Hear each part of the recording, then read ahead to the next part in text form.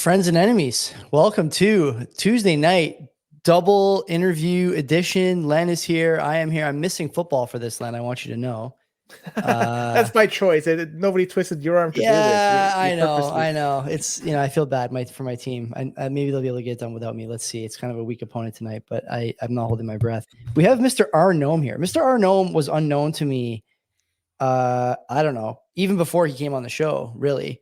And I don't often listen to the shows that you do on your own unless you tell me it's something I need to tune into. And I listened to that one.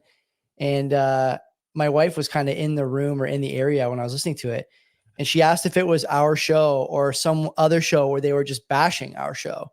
And so I thought, you know what, tonight I better make some time to talk to this fella. I'm sure we'll have some differing opinions. He has opinions on podcasters and and for this, I'll be happy to be more of a fly in the wall. No, it's okay. Like I think we agree on a lot of things too. And as is always the case in Bitcoin, vigorous and honest debate is an important part of moving this thing forward. So before we get started, as usual, the sponsors, EasyDNS. I was about to say Bull Bitcoin. EasyDNS.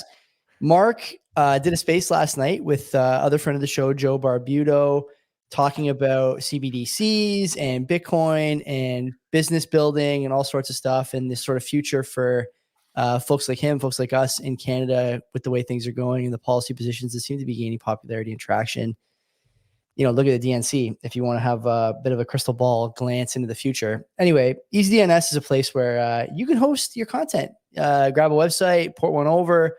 No matter what the case is, Mark will help you. You can run your email through that new domain of yours, fancy, shiny, GPG, PGP, also all the virtual private server stuff that your little heart desires. You can do tons of Bitcoin stuff, nodes, Nostr relays, you name it. BTC Pay servers, sell some t-shirts, sell some pictures of your feet, whatever you like, you pervert. Mark will help you. And there's no fear that your content will be removed. It's funny, Len. We do the other show for Mark, Access of Easy. And one of the things I've started to sort of look at every time I hit the Twitter machine now is I wonder if Mark will pick up on this, because the other thing Mark will guarantee you is that your website will be secure on his platform. He's ahead of the game on all those things. So CBP Media is the code. Tell Mark we sent you 50% off your first round of buys. That's pretty good. That's pretty good. You can't find that. I got buddies sending me these deals on food at these apps called what is this app called? Too Good to Go. Too Good to Go. It's like the last thing at the grocery store. Mark is even beating these guys in terms of discounts, I'm pretty sure. But anyway, who's the second sponsor? Bull Bitcoin. Look, we're 57,000. So we just got under the stablecoin territory, 57,000. So yeah, if you're going to buy Bitcoin, a good time to buy. If you're going to sell Bitcoin, it's maybe a good time to sell. Bull Bitcoin has you covered on both ends of the spectrum. You could do it on chain. You could use Lightning when fees are high. Fees are not high right now. Last I checked was around 3 sats per VByte on average. So I would suggest continually use on chain and do stacking like that, and also consolidate transactions. Topic for another time. Bull Bitcoin gives you some other options you could do with your Bitcoin. If the price is a price you like, you could start spending your Bitcoin in 2 different ways. Number one, you could pay your bills with your Bitcoin. So when you do that, so you have a car payment, you have a hydro bill, whatever the heck you have to pay, and you could use your Bitcoin to pay for that bill. So one good way you could use Bull Bitcoin to pay for it. Another thing they offer you is you could indirectly spend your Bitcoin in the real world. How can you do that? Well, Bull Bitcoin offers you gift cards that you could buy with your Bitcoin. So that way you can spend your Bitcoin and you live on a Bitcoin standard, so to speak. But you know what? The price is probably going to go up quite a bit next little while. That's my guess, not financial advice. So I think there's going to be a lot of people taking advantage of these 2 services from Bull Bitcoin. But if you haven't yet opened an account, do so. If you do that and use our promo code below, $21 will be added to your account after you fund your account. Joey, we have a third sponsor too, right? Decentral Tech. Can't be. I mean, we got the best sponsors anyways. I'm still learning a bit about Decentral Tech, watching their Twitter feed, going to their website. Me and Len were talking last night after the show about what the best options are in terms of home heating at Decentral Tech. You got a lot of options over there. Whether you want to do some mining in your garage, your basement, or your podcast studio or living room.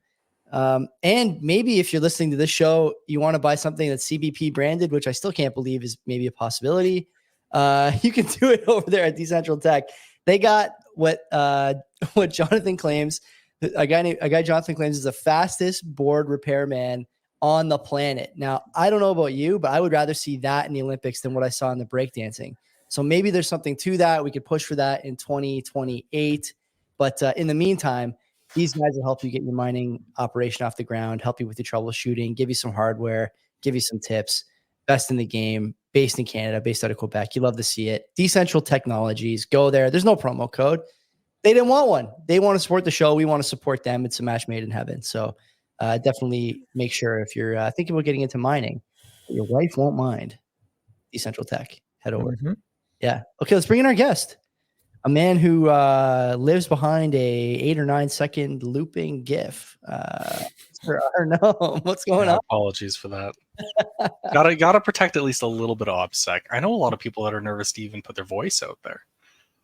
They should be these days. They should be these days. We talk about that all the time. How now I'm waiting for like the eventual deep fake of Len and I saying something unsavory about the government or government policy. Not that it even needs to be that deep or that fake at this stage. I mean, we've been doing the show for a long time, but yeah, I'll say something unsavory about government policy if that's what you're looking for. Listen, tell people who don't know who you are. It's your second appearance. Tell people who don't know who you are. I'm MrRGnome. I'm Canadian. I've been a Bitcoiner for a long time, over a decade now. I use services like Bull Bitcoin to live on a Bitcoin standard. I really appreciate their new e-transfer features. I really like bills. I love that they're non-custodial. I think that that's really important and something that Bitcoiners don't really think about in the larger space. They're not thinking about who's custodying their coins. They're not thinking about risk. They're not thinking about trust and how Bitcoin, like by its nature, eliminates the need for a lot of this trust. If these companies would set up the way that Bull Bitcoin does, where they can offer a service and instead of making their money by holding your money, that's how a lot of these companies work. They hold your money and then they like basically gamble with it. Mm-hmm. They rehypothecate it. By using Bitcoin correctly, you eliminate that possibility. And Bull Bitcoin's showing that. So I'm just a longtime Bitcoiner that's become a bit of a activist in the space. I like to educate. I run the Bitcoin Discord server. And yeah, I'm a guy with opinions. I'm a random person on the internet with a big mouth. Aren't we all? Okay, well, tell me a bit about the Bitcoin Discord server. For people who don't know, like CBP has a Discord. There's a couple hundred people in there. You should be in this one too. Although I don't often comment, I do lurk, as the kids say. What's that been like? There's been a lot of controversy over the years. I won't say how many guests and how many industry people have messaged us asking for an inroads with the Bitcoin subreddit, with the Canadian Bitcoin subreddit, with the Canadian Bitcoin Discord over the years, but there's been plenty. You guys run a tight ship, sometimes so tight that people who think they deserve a look from that user base are upset they're not getting it. What are your views on that? How is that going? Talk to me a bit about that. Oh, well, first of all, I'm tickled pink that they're upset. That makes me so happy in ways you can't imagine, because that is the goal. The goal is for us to, through our actions, tell these people to get fucked. We don't appreciate their solicitation. We don't appreciate the way that they wish to buy influence. We think that the current social media space, especially and including around Bitcoin, is so profit-driven and influencer-driven that finding verifiable, accurate information is in fact very hard, and that this actually breeds an enormous amount of harm. People buying and selling influencers. And I'll give you an instance in your industry. Peter McCormack, very popular podcaster. He was recommending one of those, what was it, BlockFi, the lending platform? Yeah. And it goes under and takes how many people with it? And his only response is, well, I've got to feed my family. They stopped sponsoring a while ago. I pulled all my money out. You're left hanging, but I got to feed my family. And the same is true of these, TA artists, and it's true of even people like Andreas. Sorry, it's true of Andreas. This is a gentleman who makes... What's Andreas got going on? That he's well, Andreas makes his money based on speaker fees, generally Mm-hmm. speaking. Mm-hmm. The more people that are listening to him, the more money he makes, just like any influencer, right? That means that he says what's popular. And it's also important that he gets out in front of things. So he's not a laggard, but he's actually in front of it. So for one, he supports shitcoins. He promotes Ethereum, even though he knows that it's not decentralized, even though he watched, what happened with the DeFi drama and the DAO, the Decentralized Autonomous Organization, as that fell apart. he claims that they're decentralized. Well, he doesn't claim they're decentralized. He knows that they're not, but he promotes them regardless because it's a paycheck for him. And that's the kind of behavior I've come to expect from influencers in this space, is that they'll do what it takes to get a paycheck. And frankly, I appreciate that even though you guys are maybe doing something I don't like by taking payment for commentary, I appreciate that the people that are paying you are generally pretty good actors. I've got some problems with Bull Bitcoin, especially in the form of their recent activity by adopting shitcoins like Liquid. But overall, they are probably the best exchange in the world right now. And I'm glad that they're sponsoring this content, as much as I don't like sponsorship. Same with Decentral, like, great organization. But that's not always true. And there's really no mechanism for us to vet the influence of these corporations and what messages they are trying to bring to Bitcoiners. So in our social space on the Bitcoin Discord, we don't allow self-promotion. I think that's a good policy. I'll just note that from the CBP angle, I think Len and I have talked about this before. We both have day jobs. So one of the things we talked about, and the sponsors will all say this, we don't ever go to the sponsors and say, you have to pay us X amount of money, and in exchange, we will say whatever you want, because it's my livelihood. I have to feed my family, as a wise man once said. I think you noted there.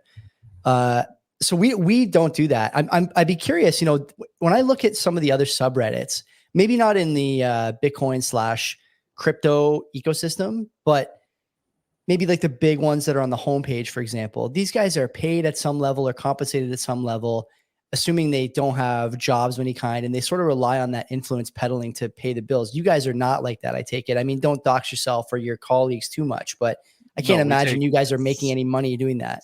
We lose money doing it because we host educational resources and services for free, and it's just our contribution to the ecosystem. I also was, for many years, as are several of our current moderators in Discord, moderators at RBitcoin, the major subreddit. Yes. And we also control our Bitcoin CA, the Canadian subreddit. And I can tell you earnestly and honestly, the people that run our Bitcoin, I may disagree with them about any number of things, but they're not profiting off of it. They get so much solicitation in their mod mail asking them to, hey, promote my thing, I'll pay you $100,000. And they don't accept it. They are doing what they think is right and what they think is best, even though I may disagree with any manner of it. They're not like financially corrupt actors. So what do you make of someone like Natalie Brunell, who is a Bitcoiner at some level? I don't know if she's like the maximalist that maybe the three of us are or closer to, but she spends a lot of time talking to legacy media, presumably getting paid pretty well for those spots on Fox News and Bloomberg and whatever else, working for a company like Swan that maybe is or maybe isn't circling the drain, and maybe is or maybe isn't going to take a lot of customer funds with them.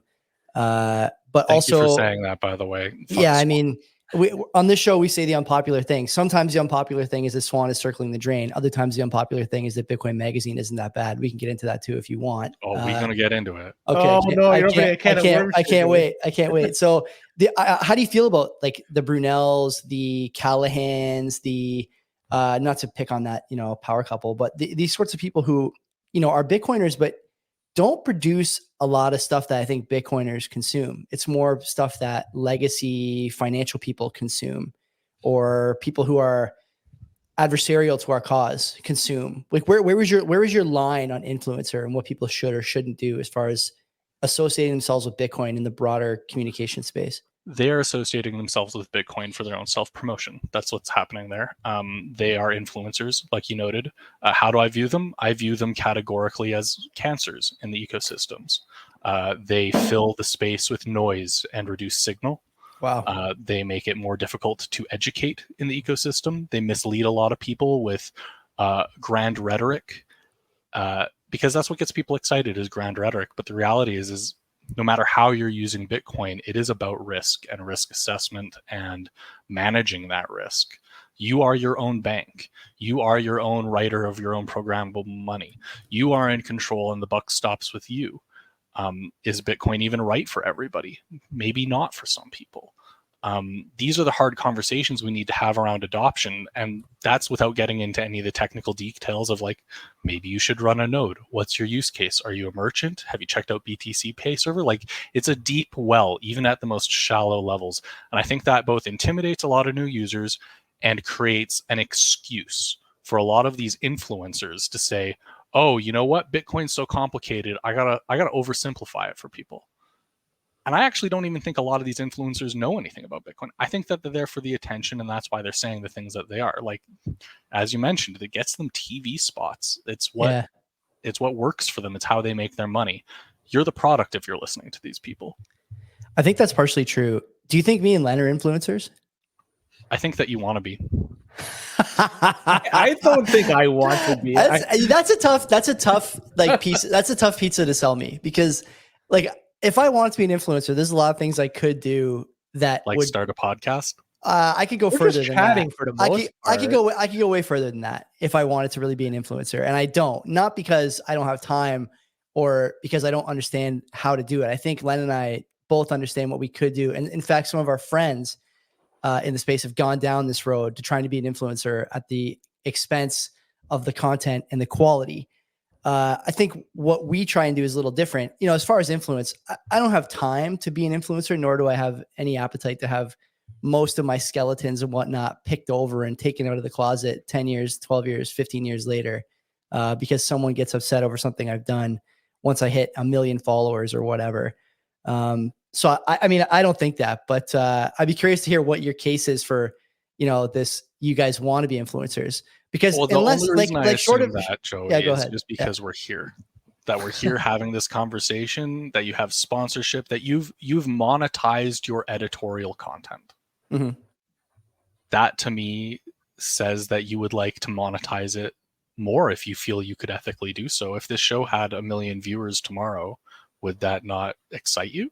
So is there ethical influencers then? Maybe that's a better question. I think that it's possible to be an ethical influencer. I think that it revolves around a couple fundamental tenets, including not being paid for your views. I think that when you are pushing your views and you get $1 for them, that inherently compromises even the most ethical person and message. For example, like, I don't think that Andreas is an unethical person. I don't think that Peter McCormack is an unethical person.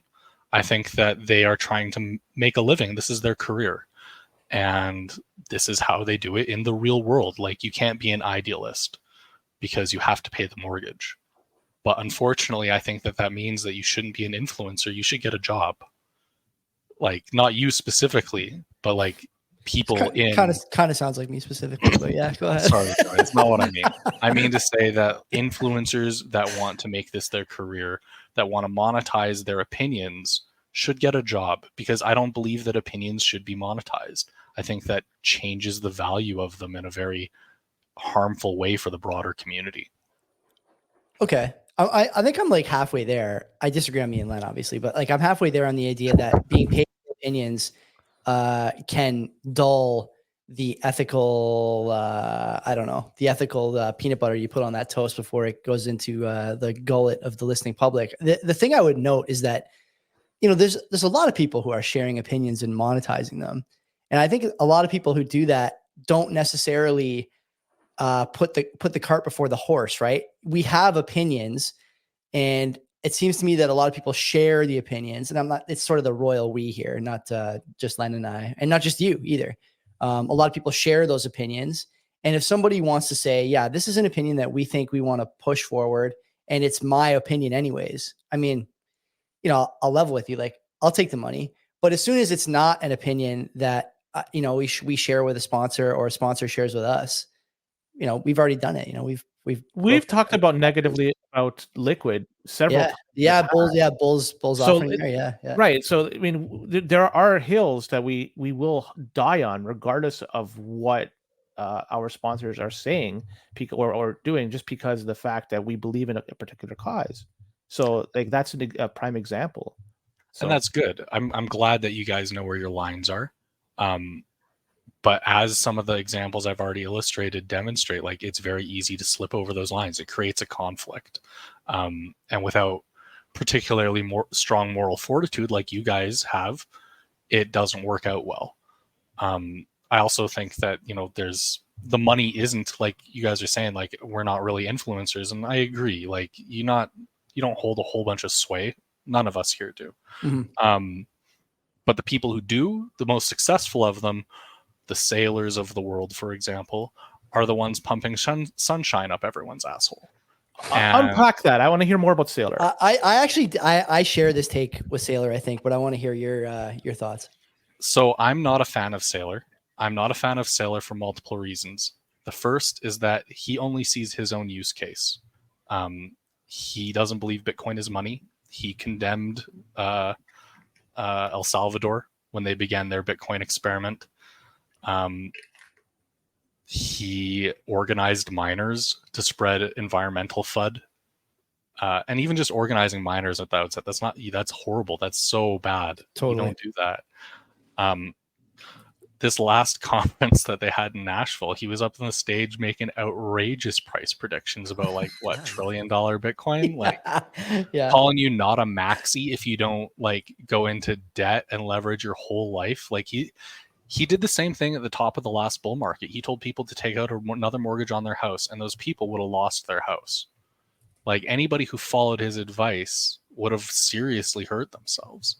And that's not uncommon for Sailor. And then obviously he talks a big game. It's a game full of analogies of cyber hornets and bees and, you know, rhetoric like that.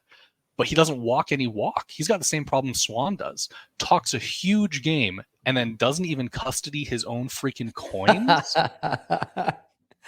Like, I'm let alone talking about running a node or like anything like that, verifying a damn thing. Like, he doesn't do anything that you would expect a Bitcoin. Yeah, but he's running a Bitcoin development company now. Haven't you heard? No, what he's running is a buy my stock influencer peddling bullshit scam. Yeah. He is trying to make it seem to Bitcoiners that if you buy MicroStrategy, that you're buying Bitcoin.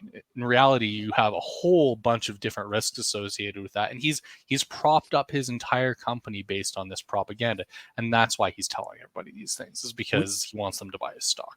We agree on that. I've been very public about my distaste for the way Sailor carries himself and his media strategy. He is a white whale for a lot of podcasters. He was for us at one time. We tried to get him, I think 2 years ago, Alan, maybe. I emailed him or reached out to him somehow, and we never got a response. But in that 2 years, I've come to see the light a little bit. And maybe it's because he jilted me, but I think that I've just matured a bit and seen that he goes on podcasts, and it's a lot of podcasts I really like for people who I think are akin to us in terms of the sort of the mission and focus, like Lavera, Said Youngleman's Bitcoin Matrix, among others. And he gives what seems to me like a pre-packaged address. Doesn't take any questions for 3 hours. Everything he says is rehearsed, thought out, I think either written by him or somebody else well in advance, shared with the podcaster at some level, like, here's the themes I want to hit. And if you're the host of the show, you might get 2 or 3 questions in 2.5 hours. Now, some people, I think the low IQ crowd, will say, wow, this guy's so articulate, this stream of consciousness, this and that, the other thing.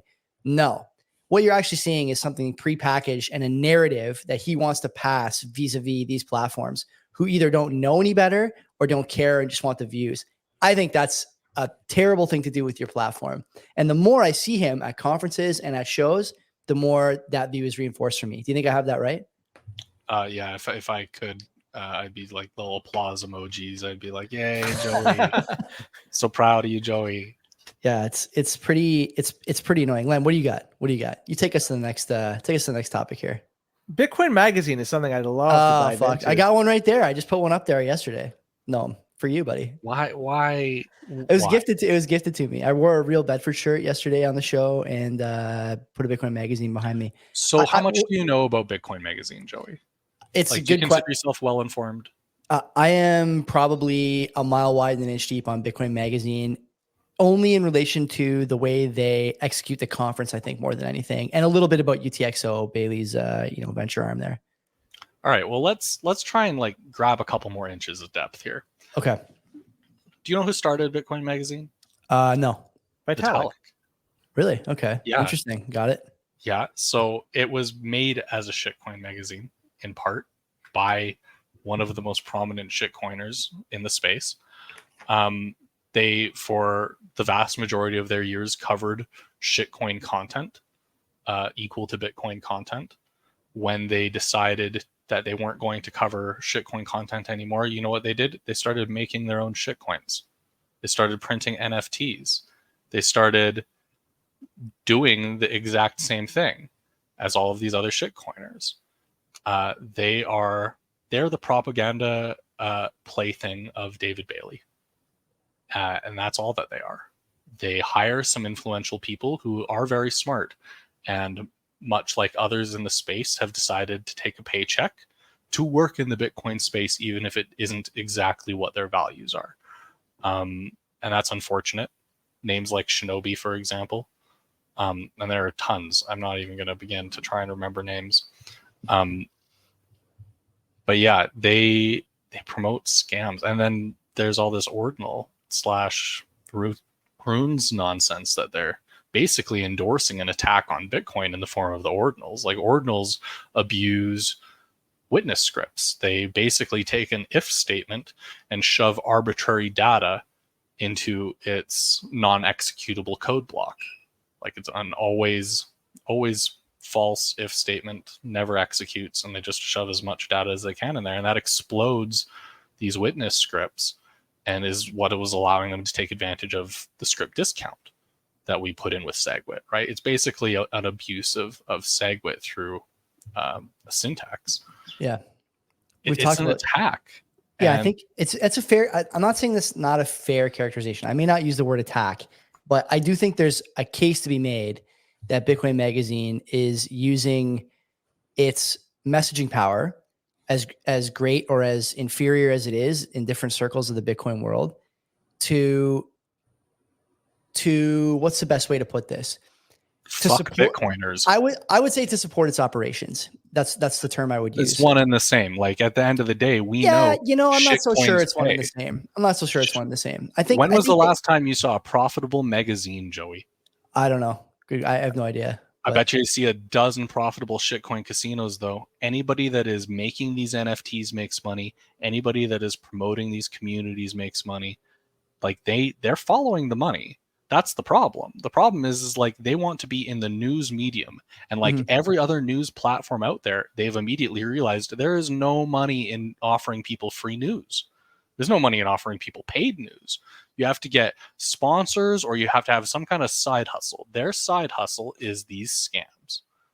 And yeah, there's nothing really else to say about it. They are a shitcoin focused magazine. They always have been. And they are in a little bit of denial about that. And it's frankly really funny to see David Bailey have tantrums about it frequently on Twitter.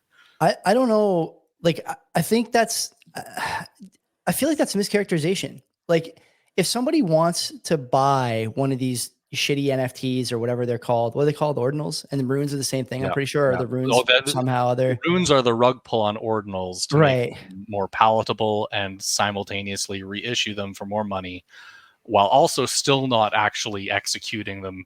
Because, like, you can execute these scams in a responsible way. They could take them off chain. The only thing they need to put on chain is like the hash of a Merkle tree root that you can use to validate however many thousands of these NFTs with just a single hash or whatever. They need an off-chain system.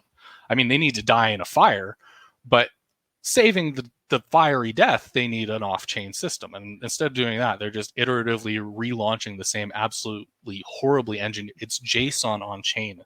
It's like they haven't done anything to compact their space usage and footprint. This is the worst engineering I've ever seen in a project whatsoever. It's a shitcoin. It's shitcoins. This is what shitcoins do. They engineer absolute garbage. They make a scam, tell people it has money, and sell it. And that's what Shitcoin Magazine is doing. Is they are both enabling and participating in that fucking nonsense.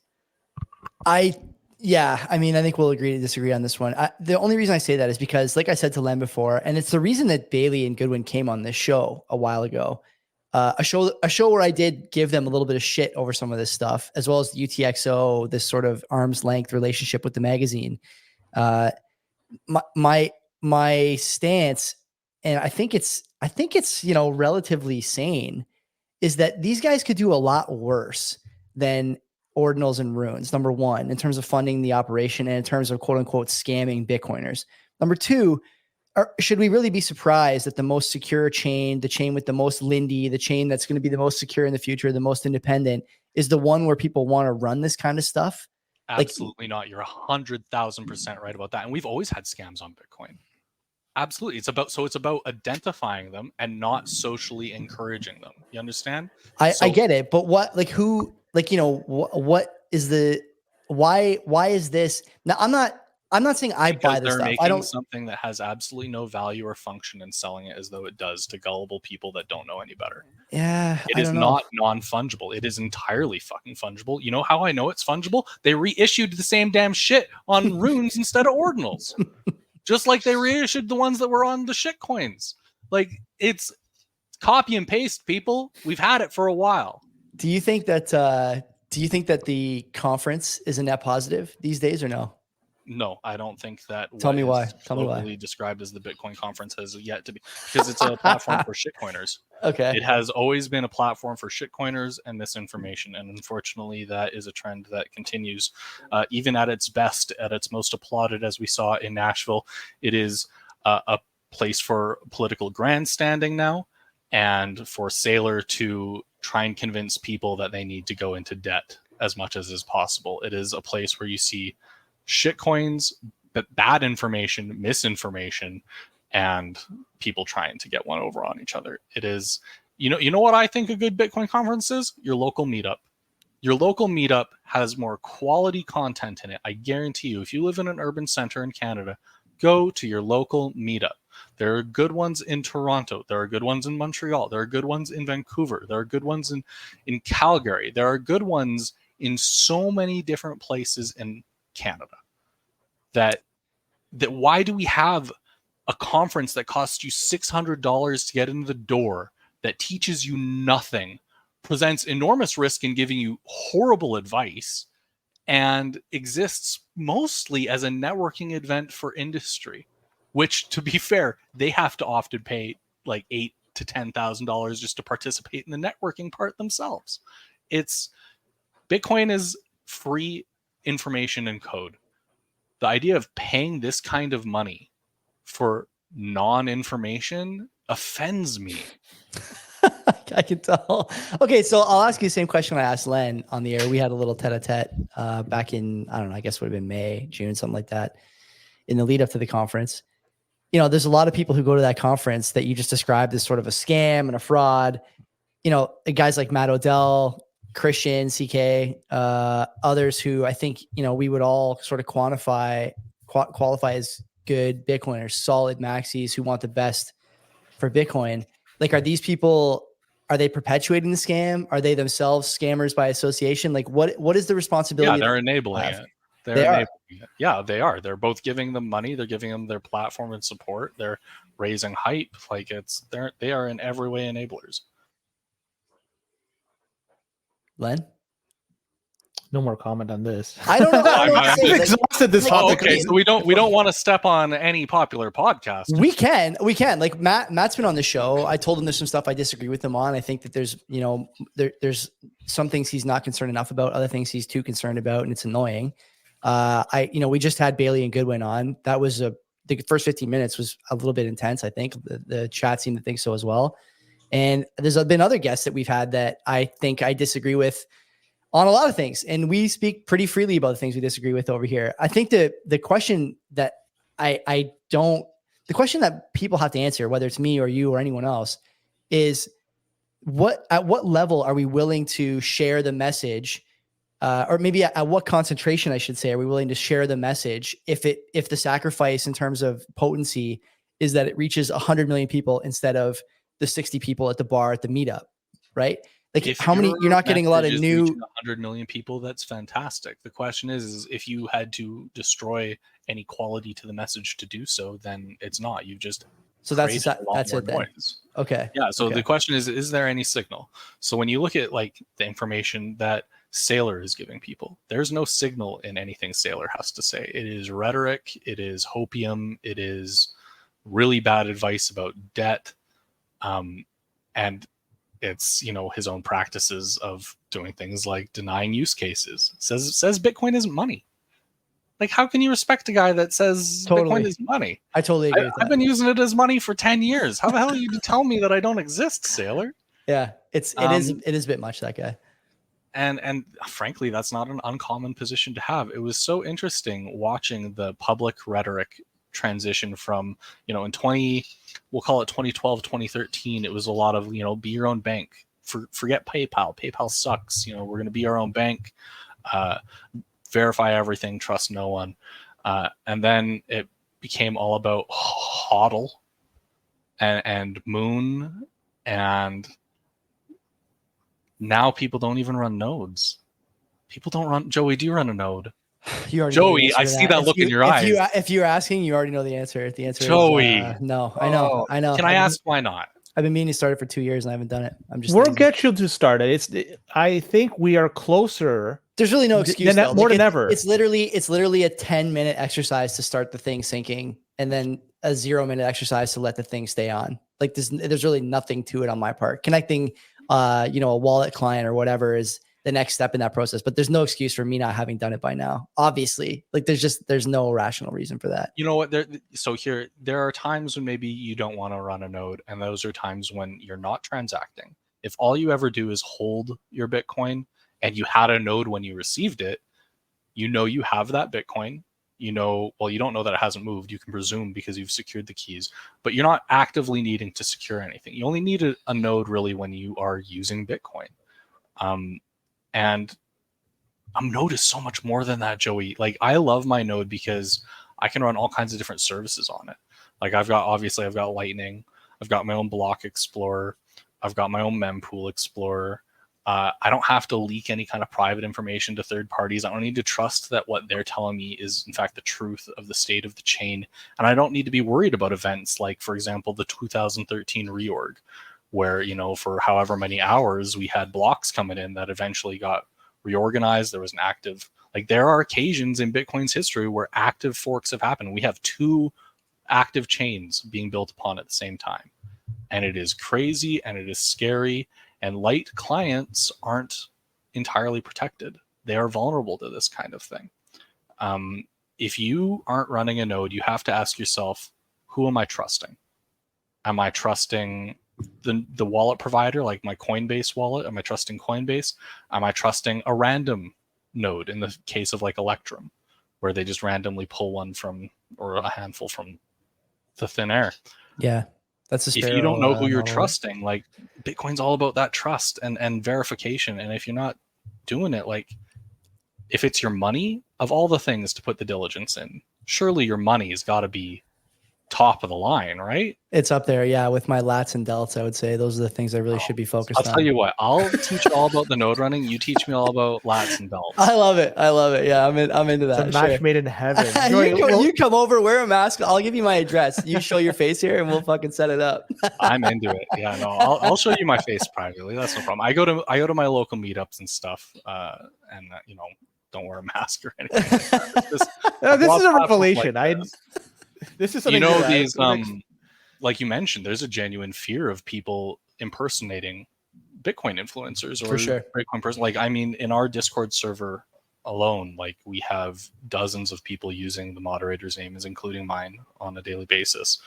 My voice is out there. If I put my face out there, I don't know. I don't want anybody getting scammed in my name. That would really upset me. Do you think there's a lack of sophistication and concern in the broader space about OPSEC? I mean, we talk a lot about, we go to meetups and do these things. I don't know how you introduce yourself at meetups. Maybe you don't say you're MrRGnome. People don't know your voice or whatever. No, I go by a different identity. Exactly. So is there a lack of concern from Bitcoiners? I mean, sure as shit, we are fucked on this show, but people who are not sharing their information, their name, their face, is this the way? As the meme goes, or is there some happy medium here between being part of a community, using a name, using your face, whatever? I'm not ashamed to say that there's people I've met in Bitcoin and didn't know before Bitcoin who I've become pretty good friends with, had to my house for dinner. My wife knows their wife, stuff like that. Absolutely. I don't know if that's a good idea or a bad idea. Where do you come down on that?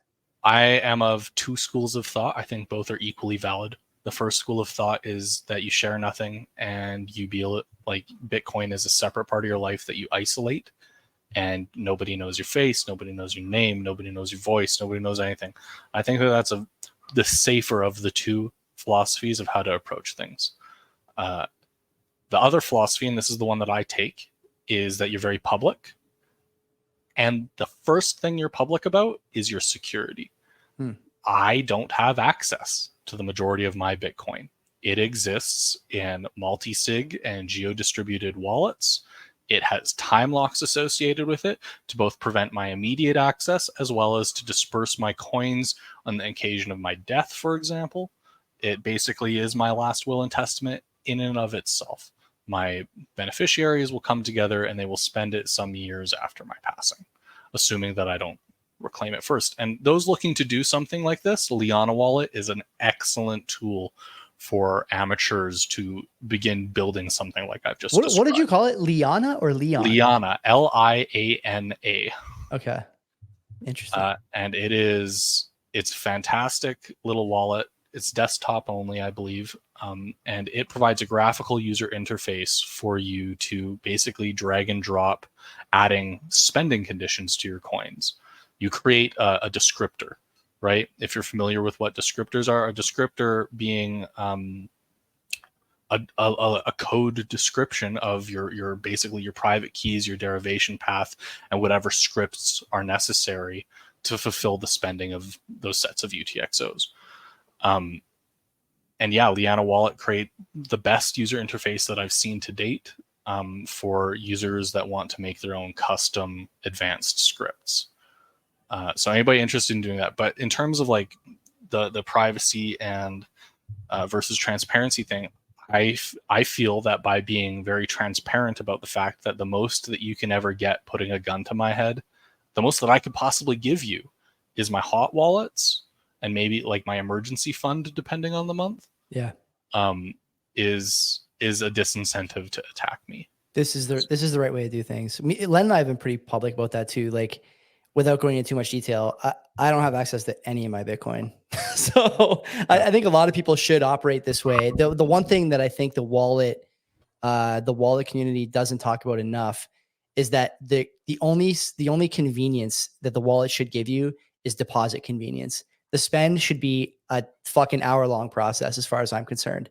And there's other wallets, like you said, hot wallets, blue, green, whatever. You want to use Sparrow on your desktop, fine, where you can spend more quickly, more conveniently, and without too much trouble. But anything that requires a hardware signing device, I would say the spend should be next to impossible. I'd like to see someone come up with that. D's in the chat, obviously from CoinKite. So maybe we can go to wallet wars here a little bit, because I'd be curious about some of your takes on what you see in the space, these sort of public spats between Rodolfo, MVK, and the seed signer guys, the ledger guys. Okay, I just want to interrupt here because I'm not sure. MrRGnome doesn't tend to go on Twitter a lot from my conversations with him. So he probably has missed all this. These must leak into the Yeah, I haven't Discord. seen a ton of this drama, but like, for example, I have previously been a big fan of CoinKite and Coldcard.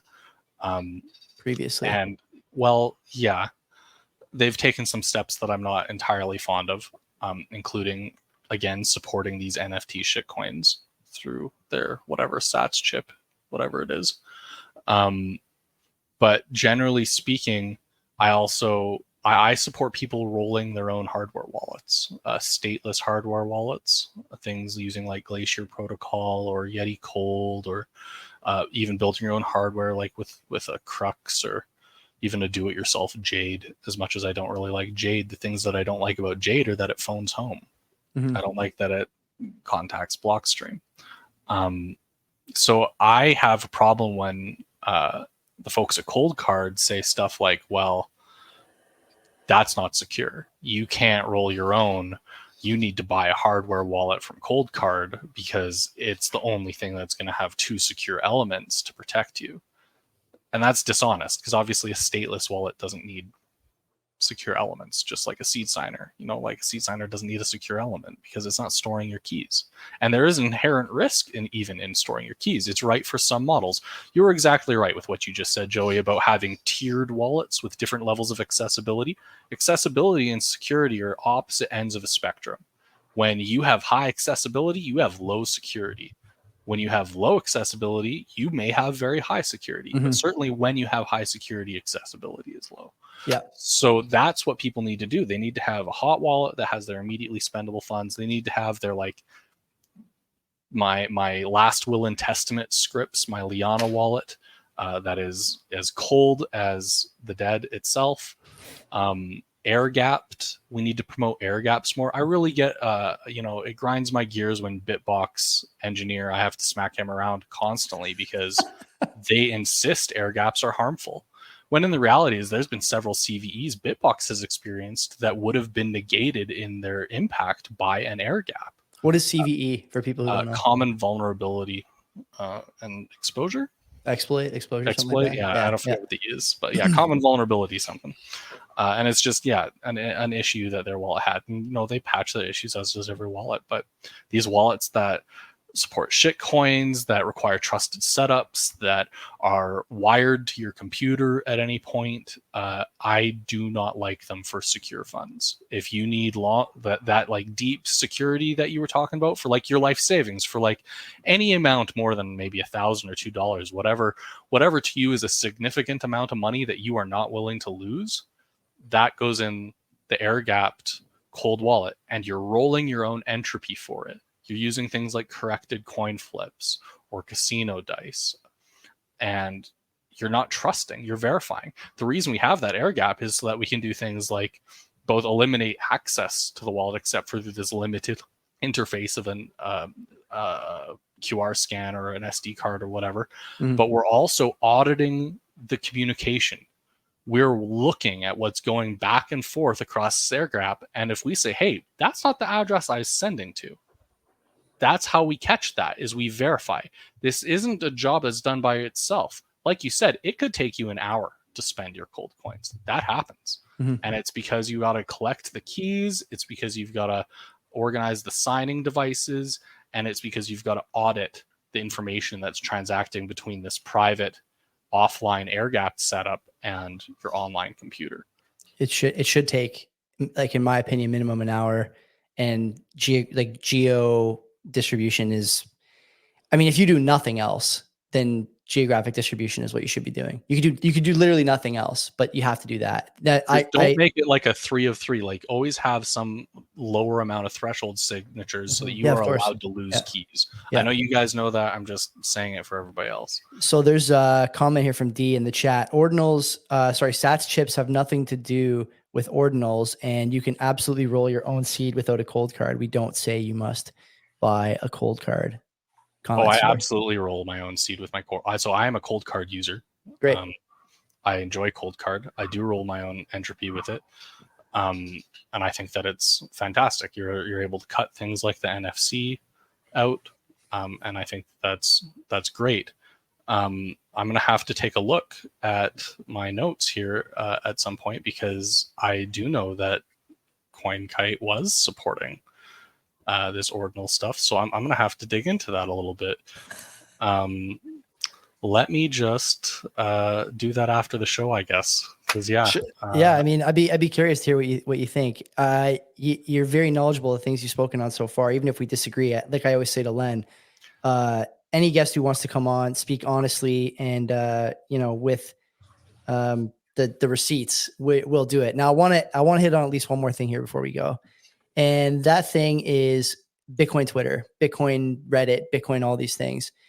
I'm not convinced at this point that Bitcoin Twitter, Bitcoin Reddit is a value add for basically anybody. When I think about the people who go to the Bitcoin subreddit, anytime I look over there, it's a gong show. It's full of comments that don't make sense. People complaining, sharing anecdotes where they fuck something up, or someone they know fucked something up, or someone got rich doing this. What exchange should I use? Blah, blah, blah. Bitcoin Twitter to me is very much the same in a lot of ways. And so I know how you feel about Bitcoin Magazine in terms of, watering down the signal. I know how you feel about podcasts in some respects anyway, in terms of watering down the signal. Where do you come down on stuff like the Reddit? I mean, you're a moderator, but it's like an impossible task to keep that knife sharp, is it not? Yeah, I mean, it's what we call the eternal September problem, right? Going back to the Usenet days and describing how, with the flood of AOL CDs out to the world, everybody poured into the internet, right? And it basically diluted the quality terribly. And we as a Bitcoin community, we're experiencing that too. We are seeing that knowledge is being diluted by rabid fanboy fanaticism, by moonboy nonsense, by just everything. The lowest common denominator of conversation just keeps lowering and lowering every single year. And it's not a problem that the moderators can inherently solve on their own. That said,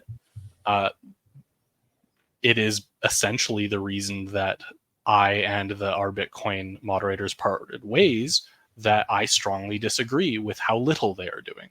I believe they could do a lot more. Could they stop Eternal September? Absolutely not.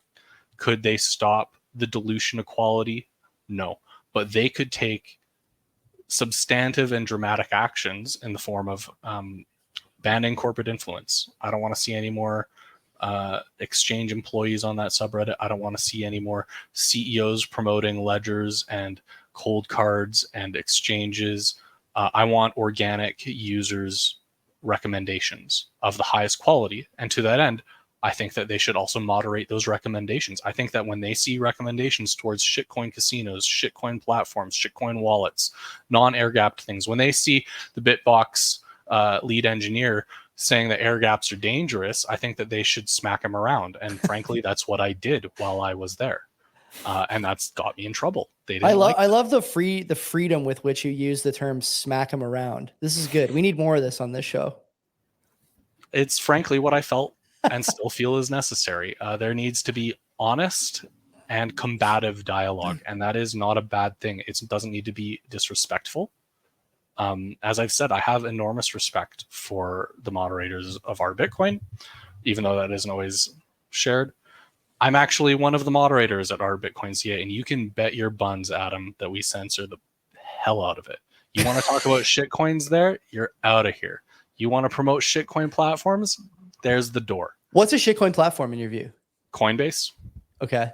Kraken. ShakePay? ShakePay is not a nice platform. Okay. ShakePay has problems where they like to pretend that their audit from a non-authorized auditor, from a non-accredited auditor, BitCipher, I think they call it, is proof of reserves.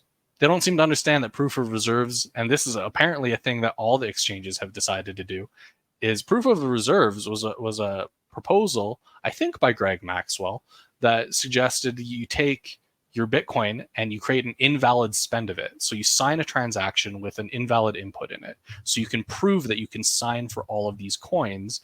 Thus, you can prove you have these reserves.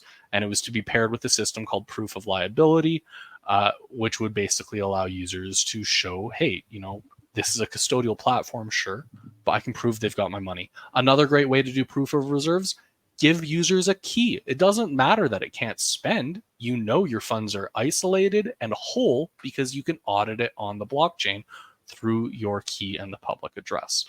So there are lots of ways to do proof of reserves. Having some random audit and say that we've got all of our money isn't among the things that you would call a proof. That's a testimony. That's an attestation of reserves, perhaps, but it is not proof of shit.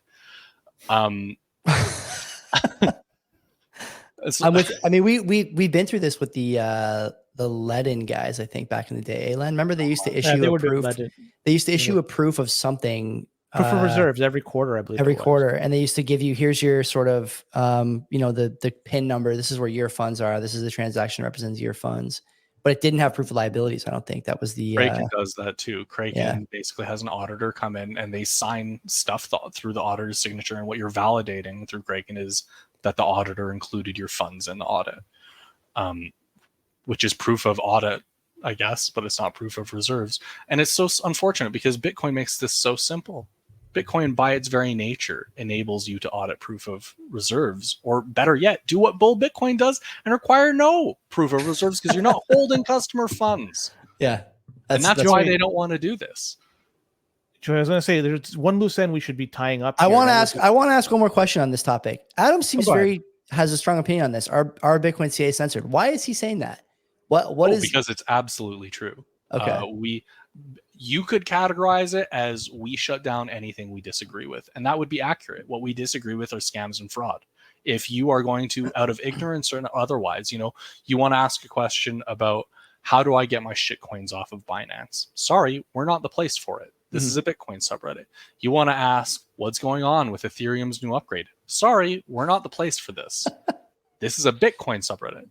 You want to promote your new Bitcoin business in Canada? Sorry, you get one post. It's got to be about Bitcoin only.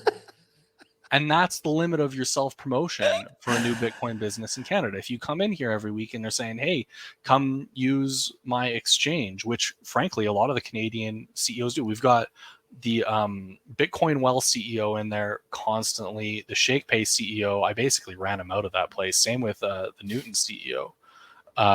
Dustin, yeah. Dustin. And I don't like Dustin very much.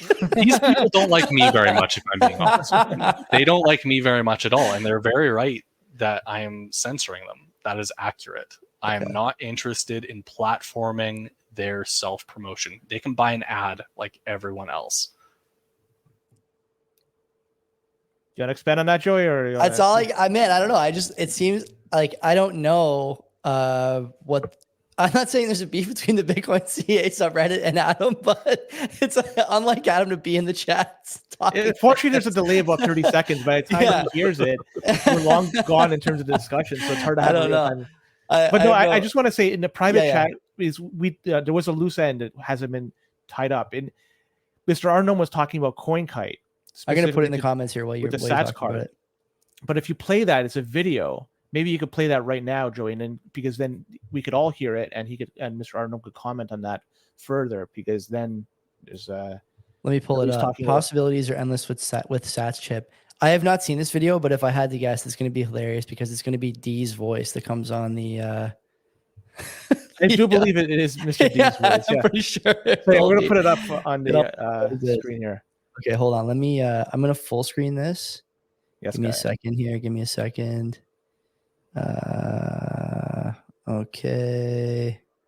And then once we hear this video, then MrRGnome could have an opportunity to comment on it. Okay.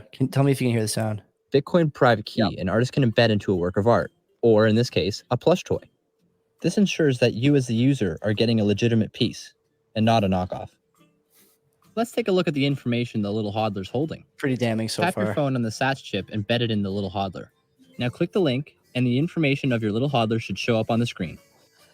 This includes the title, description, creator, rarity, card identification number, and ensures that the Sats chip is valid. And that's it, all just using Bitcoin primitives. If Bitcoin private key, an artist can embed into a work of art. Okay, well, I mean, can we all agree that that was an NFT that was described? There was a prime minister once, right? The proof is the proof. Is that? I don't know. So whatever verbiage you want to call that, a physical plush toy. That is. I love him. Okay, all counts to saying I got to check the tweet, so I'll bring that up. You guys keep talking. I just feel like that is them enabling and promoting this NFT art nonsense. They are trying to create non-fungible art and sell it as the value of it is it's non-fungible while going through their, their own centralized verification validation service. All right, so we had some. I'm a big CoinKite fan. I wasn't always. They started out completely wrong with that Copay wallet bullshit back in the day, doing web nonsense. Then they came out with Cold Card, and it was, after the Mark III, it's been rock solid. Hats off to them. They're one of the better companies in the space. I am a strong believer in holding our friends accountable. Those are the people that it is most important to hold accountable because, frankly, our friends are the only ones that give a damn. Shitcoiners don't care that, you're being critical of them and calling them shitcoiners.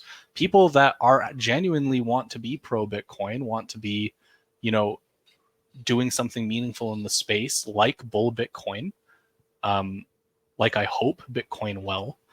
These are the people that I expect are going to be the most responsive to criticism.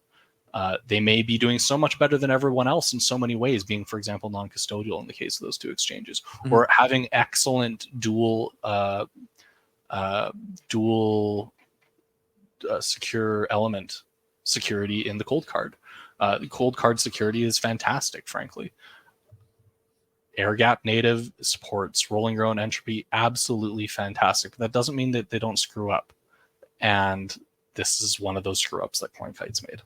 That's all it is. Yeah, okay, fair enough. I mean, I went to my phone there and was not surprised D was messaging me about what was going on in the chat already. But he's making the case that I don't agree it's just for NFTs. It's for an authenticator. It can be used for NFTs, sure, but it was created before ordinals. This is ultimately the crux of so many of these discussions, right? Like it's not made for this use case that they're advertising it for that use case. That one's a pretty damning example, I would say, D. That's a tough one.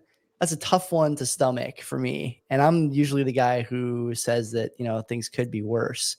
But the NFBs or whatever that, you know, tweet underneath it, Bitcoin bees, collective bees. I don't know.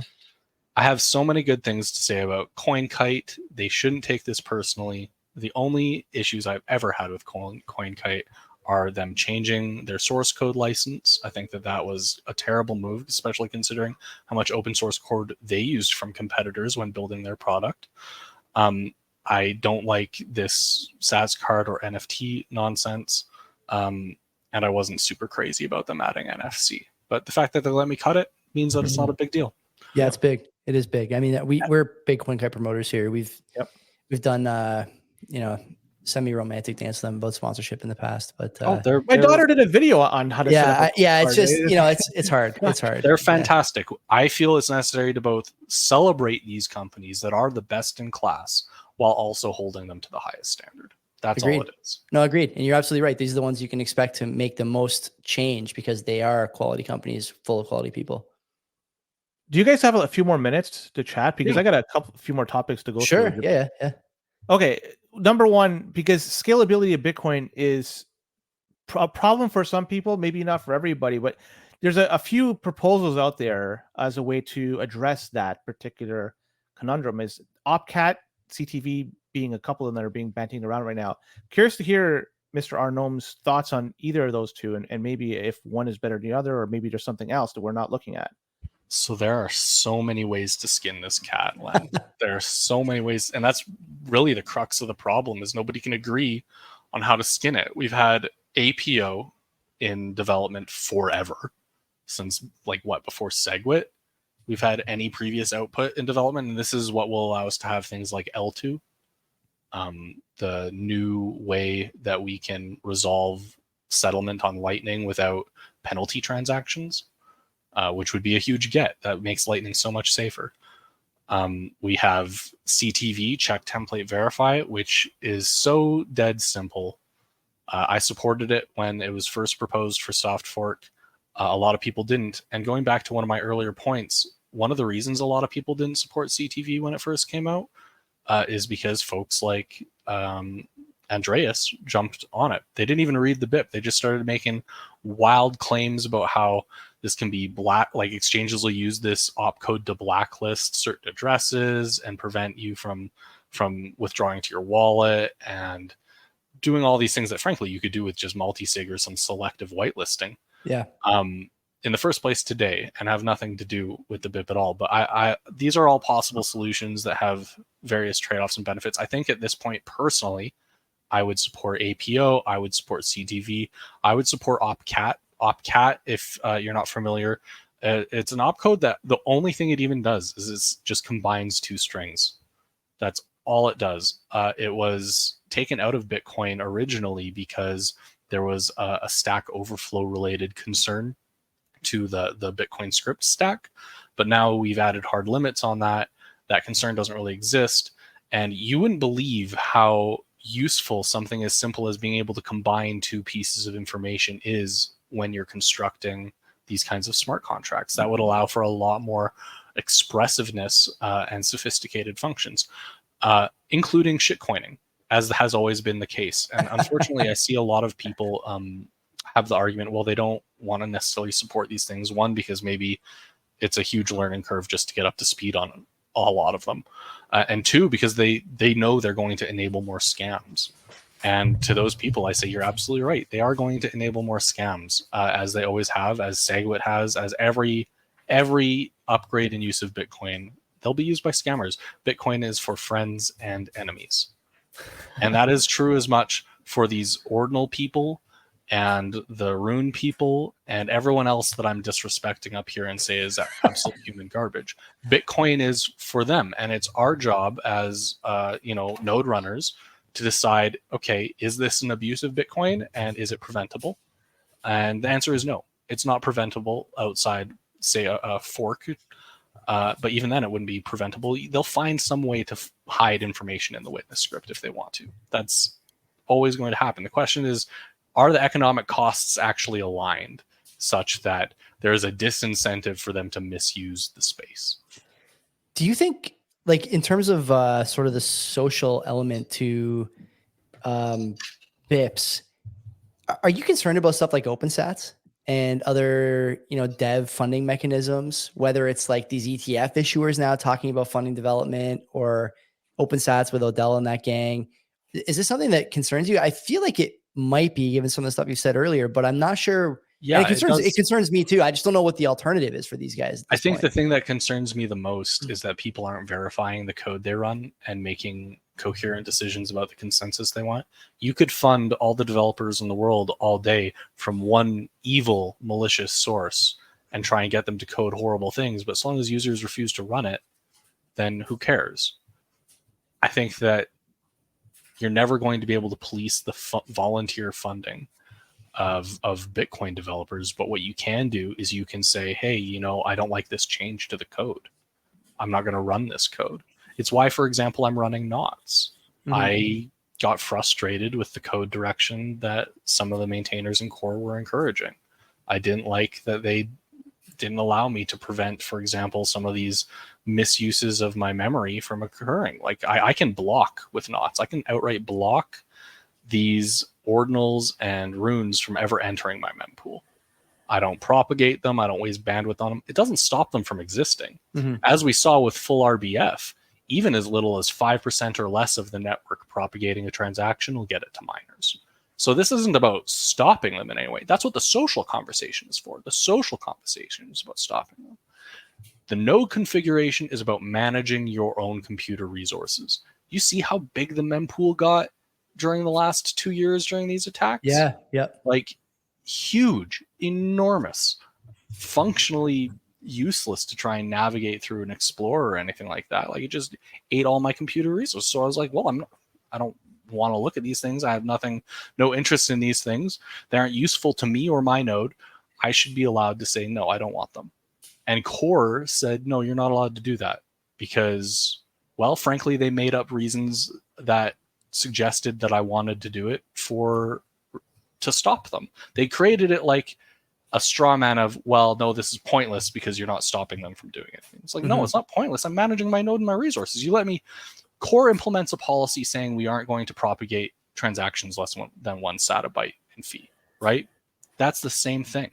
That's saying if a transaction hits me and it doesn't meet these qualifications, I'm going to reject it just because I don't want it in my mempool, just because I don't want it consuming my bandwidth. And that's DDoS prevention at the end of the day.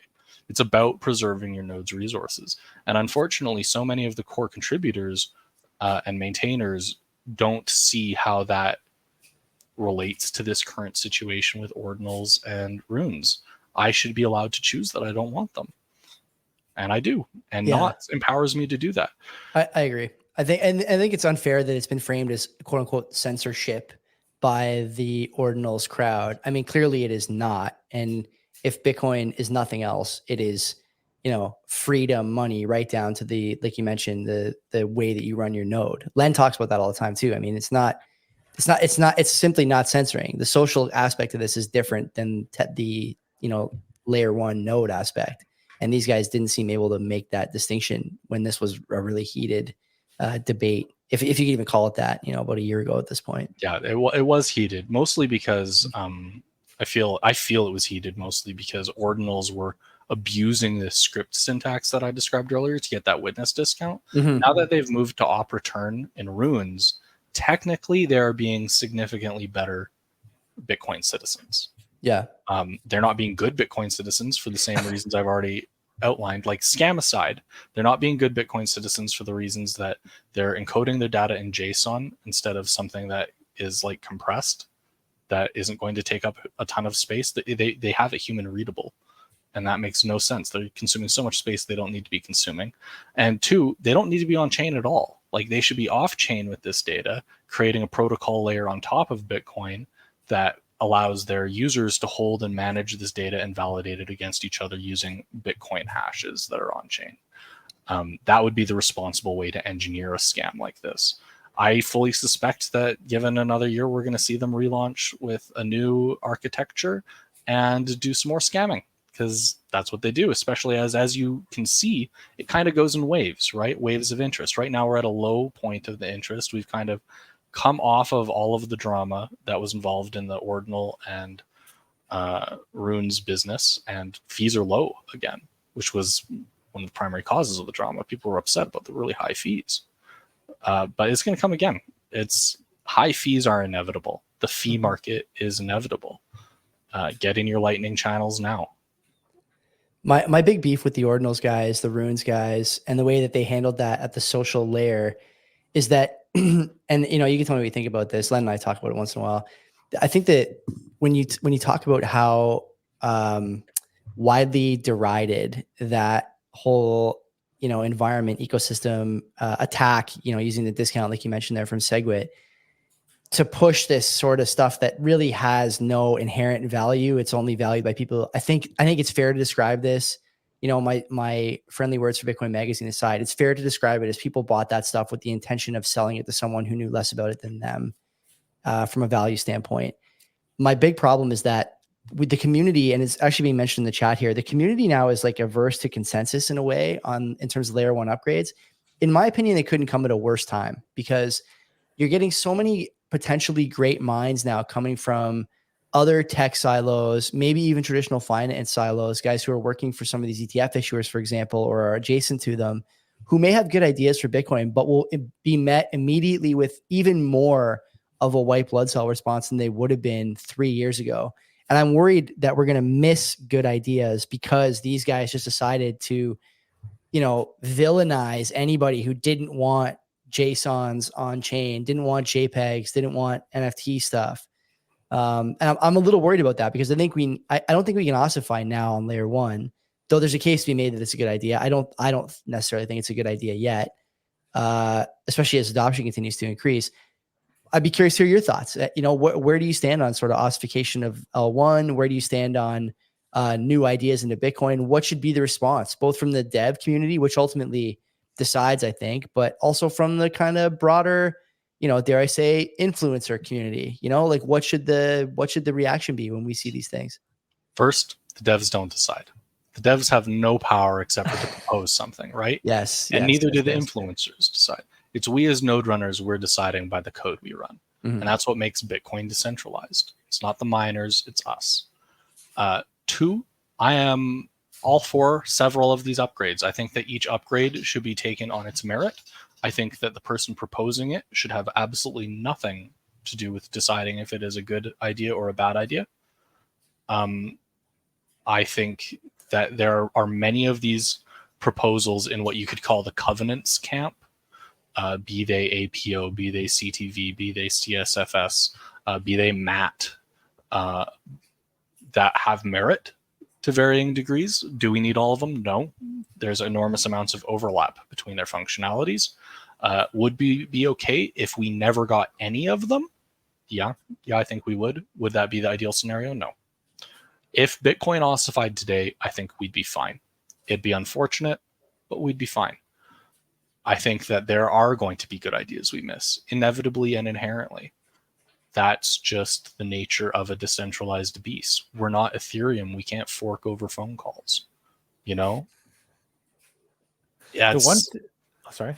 No, go on. Sorry. I was going to say, you mentioned the word decentralized many times, and I agree with you that this community in Bitcoin is very much decentralized. But there's one centralized aspect in this, and it's kind of a red flag, is the fact that the core developers are releasing the vulnerabilities for previous versions of core, Yeah. older versions of core, and they're doing this in a series of tranches, but it's done in a way that it's years after that particular version was first released, and these upgrades and these changes were fixed like many years ago. But we're now just hearing about it now, and it's like this walled garden that they're managing, and they're only releasing the stuff that they want to release.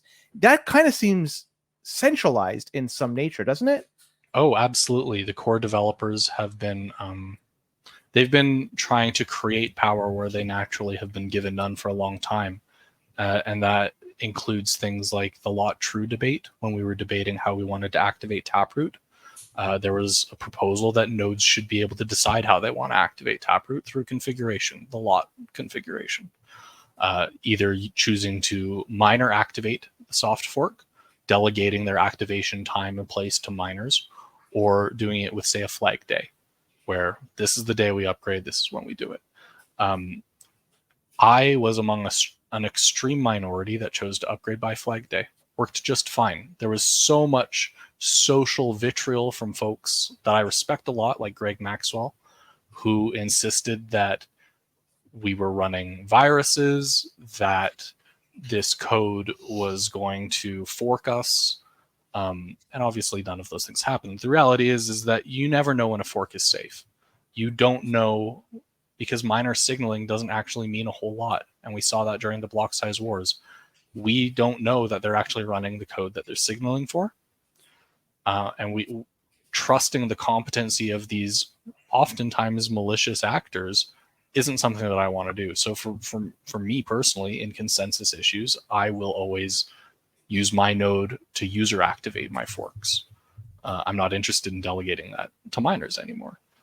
The core devs hate that. The core devs are so focused on the idea that this risks state security, and it does. They're 1,000% right, it does. If you believe the fallacy that a miner activated soft fork is safe, then of course not knowing if you're going to have miner support for what you forked for is a very dangerous system. You could get reorgs, you could get all kinds of issues that cause you to lose money if you're not careful, that cause harm to the ecosystem.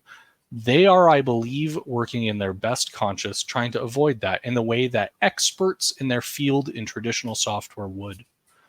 Where they are mistaken, in my belief, is that they are applying principles of traditional software to a decentralized system, where the pinnacle, the key to that decentralization and its absolute height is achieved by users deciding the code they run. That is the whole ball game. And coming from traditional software, I believe that they're applying a lot of methodologies and philosophies that basically treat users like idiots, because they are. They are idiots. Users are just dumb. And they don't want people to hurt themselves. So they're trying to take some of that burden for themselves. But that's inappropriate. That's not how Bitcoin works. People are going to hurt themselves. There is no fork safety. It's all dangerous. And you're never going to stop people like me from running a UASF. You're never going to stop us from creating that risk for everybody in the whole ecosystem. So you might as well just get on board. That's all there is to it. Do they control Bitcoin? No, they can't. Mm-hmm. I'm not running core. I'm running nonce. Mm-hmm. Everybody's like, they can't auto push updates. Developers don't have this kind of special power to decide what the consensus of Bitcoin is, and they can barely influence it. They're certainly not social people. No, I think that the power they have is grossly overestimated. Do I think that they've taken a couple actions in the name of user safety, including these disclosures Len is talking about, that in my opinion are entirely inappropriate? How long they've waited for the vast majority. I believe they have overclassified a significant number. If you have a vulnerability that is solved by me not clicking the same link twice and restarting my node, that is not something that requires a 3-year disclosure. I will admit some things are going to require 3-year disclosures. Like if there is the ability for someone to steal your coins in any way, shape, or form running a given node version, that is unacceptable to release in a timely manner. But if the only risk is that your node turns off and you got to turn it back on, that is unacceptable to hold to your chest for 3 years. Mm-hmm. I understand it's out of an abundance of cautions. I understand that it is very professional in our industry to, if you have like, say, the kind of situation they're thinking about. I get where they're coming from, but they aren't looking at the unique way that Bitcoin works and functions as a decentralized code base. They're empowering themselves indirectly by taking these decisions away from users that use Core and forcing them to use other software. Yeah, I So think the decision isn't gone. You can still make the decision. You just can't use Core to do it. That's right. I think, Len, some of those vulnerabilities, even Pfizer would have disclosed before 3 years. Would have been that long. I got nothing else. Mr. Gnome's been great so far. I don't know. I have one last thing, and it's gonna be quick. It's just, and it's more of an FYI to everybody, and it's the Bitcoin and beers that takes place on the Bitcoin Discord. I just want to say it's high signal. It's a great place to go to just chit chat about Bitcoin and anything else. This happens periodically, just a spur of the moment.